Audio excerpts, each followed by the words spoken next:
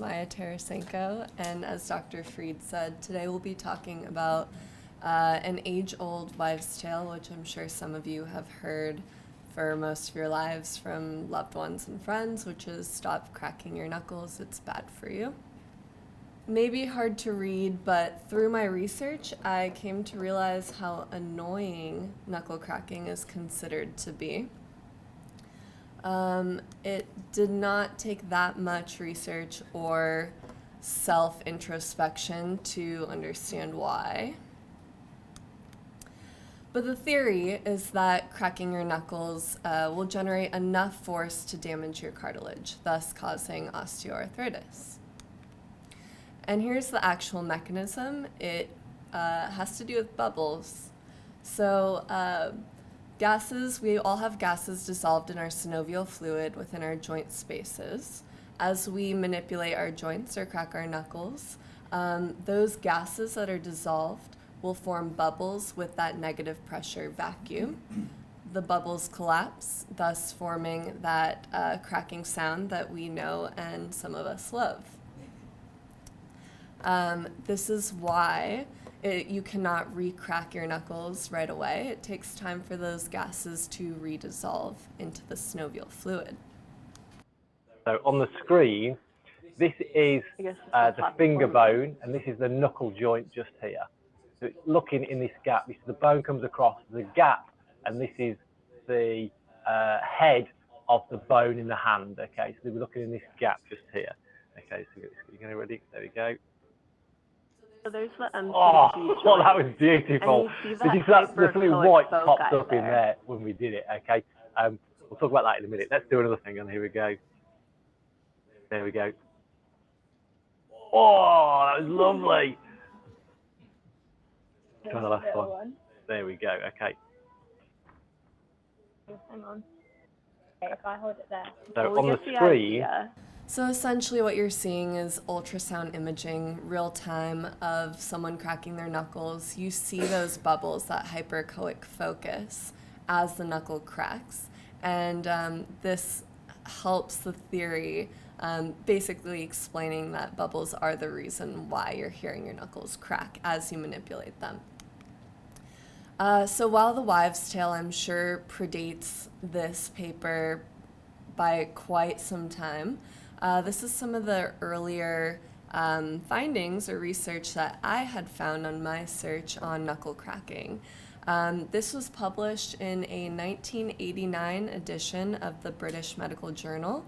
Up above, you see habitual joint cracking and radiological damage. And just as a fun little aside, you can see it's printed just above laparotomy for 250. If we look a little bit closer, essentially what this is telling us is that it's a case report looking into a 25-year-old Malaysian man who was a habitual knuckle cracker. He had no signs or symptoms, no obvious abnormalities, but on X-ray, they found ligamentous ossification and chondrocalcinosis of several of his MCP joints. Notably, there was no evidence of osteoarthritis. Because he was healthy, because there was no underlying disease that they could, diagnose, they suggested that it was the knuckle cracking that caused this radiological damage. And hence the publication that habitual knuckle cracking will cause radiological disease or damage. That is bad news for the 25 to 45% of people who self-identify as habitual knuckle crackers. So we're going to dive into some more studies to see if that previous one is in fact true. Here's a study from 2011. It was published in the Journal of the American Board of Family Medicine. It was a retrospective case control study looking at 215 subjects, all above the age of 50 years old, who had gotten an X-ray done of their right hand within the last 5 years. On X-ray imaging, it showed that 135 of them had evidence of osteoarthritis, while 80 did not. All 250 received a questionnaire, asking which joints do you crack, how often do you crack them, and then screen for some other OA risk factors. And this is what they found, that the most commonly cracked joints did not correlate with the joints most commonly affected by OA, as you can see listed up above. Some more information, the prevalence of knuckle cracking did not differ between the two groups, the group with osteoarthritis and the group without.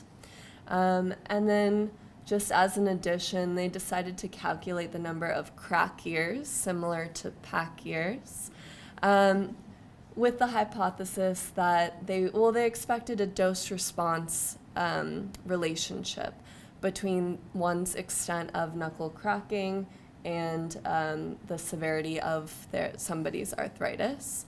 Again, they did not find an association. This is probably my favorite study. This is done by Dr. Donald Unger, on Dr. Donald Unger, who was a rheumatologist, and he called this a self-controlled study. This was ultimately published in a 1998 journal edition of the Journal of Arthritis and Rheumatology. Dr. Unger spent 50 years exclusively cracking the knuckles on his left hand. He cracked every single knuckle at least twice per day, deliberately not cracking the knuckles of his right hand. And he found that after 50 years, there was no evidence of arthritis, no symptoms of arthritis on either hand, that one worse than the other. This study is, yes, a little older, but probably one of the larger ones. They took 300 patients, 74 of which were considered habitual knuckle crackers. And these patients were analyzed for quite a few variables, from social history, medical history, risk factors, and this is what they found. Table 1, you can see that you have your column of habitual knuckle crackers and then your non-crackers, and you see all the variables that they analyzed. And I highlighted the main topic, what we're talking about today, which is osteoarthritis. There was no significant or statistical difference between the two groups with respect to osteoarthritis, nor any of the other variables listed up above. Table 2 shows some significant differences. One was hand swelling. The habitual knuckle cracking group tended to have more knuckle swelling as well as decreased grip strength. You can see down below, they also tended to be, or more likely to be smokers, use alcohol, and bite their nails. And that kind of makes sense because all of these behaviors are habitual. And thus, this 1990 study concluded that although habitual knuckle cracking does not relate to arthritis, it may relate to decreased hand function. So far, we've talked about 3, maybe 4 studies that show no evidence to suggest that knuckle cracking has to do with arthritis. Here's one more study, a 2017 prospective comparative study, and this is looking specifically at knuckle cracking and hand function. So they analyzed 400 MCP joints on 40 adults, 30 of which were asymptomatic habitual knuckle crackers.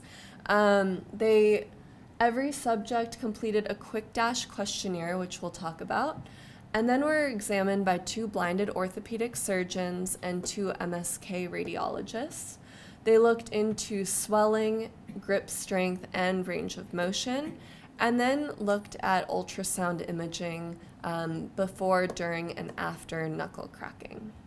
This is the quick dash questionnaire. It essentially quantifies one's pain and hand function through a number of questions. For some of them, how much difficulty do you have opening a tight jar? using a knife to cut food, etc. And the study found that really there was no difference in hand function in the knuckle cracking group and the non-knuckle cracking group. Quick dash scores were similar. Grip strength was similar. The only thing of statistical significance was passive range of motion post-knuckle cracking. The habitual knuckle cracking group tended to get a little bit more range of motion after cracking their knuckles. I won't belabor this because we talked about it at the beginning, but essentially here's more ultrasound imaging showing that 81% of knuckles that cracked showed this positive finding up above. 95% of knuckles that did not crack did not show that finding. That's about it for knuckle cracking. I'll pivot quickly to talk about something that was published this week in the LA Times, which I found really interesting. And it's a story about pulse ox devices. Essentially, studies, this isn't necessarily new information, but becoming more and more relevant, especially in the wake of COVID and how often these devices are used and how we utilize them on a daily basis. Essentially, pulse oxes are overestimating SpO2 in patients with more skin pigmentation. And the reason is oxygen-rich hemoglobin tends to absorb more infrared light, which suggests that someone is oxygenating well. The problem is melanin does the same thing. So this introduces the concept of occult hypoxia. Essentially, clinics are seeing that patients are coming in showing they're oxygenating well, over 90%, and then they'll get an ABG and find that that's actually not the case. This tends to occur 3 times more often in our Black patient population than our white patients. This is, of course, dangerous to people's health. This is also a logistical challenge. Many insurance companies will not cover certain things like home oxygen therapy or ambulance transfers if someone looks like they're satting perfectly well. There's not much being done. There's very little regulation about this currently. There's FDA recommendations, not requirements, for pulse ox device companies that say if you are doing a clinical trial, we recommend at least 2 of your subjects or 15% of your total participants are darkly pigmented. That is very ambiguous language, which device companies can use to their discretion and interpret however they would like. There's also no requirements for device companies to label these devices saying, hey, this may be defective for certain patient populations. So I thought this was kind of interesting and something that we can keep in mind because I know how much we utilize and depend on pulse ox devices. Short and sweet, that is essentially my presentation. Let me know if you have questions.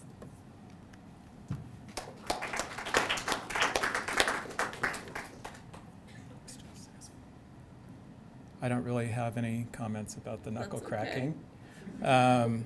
As far as the pulse ox stuff that you presented at the very end, it was a really big issue during COVID. And I think that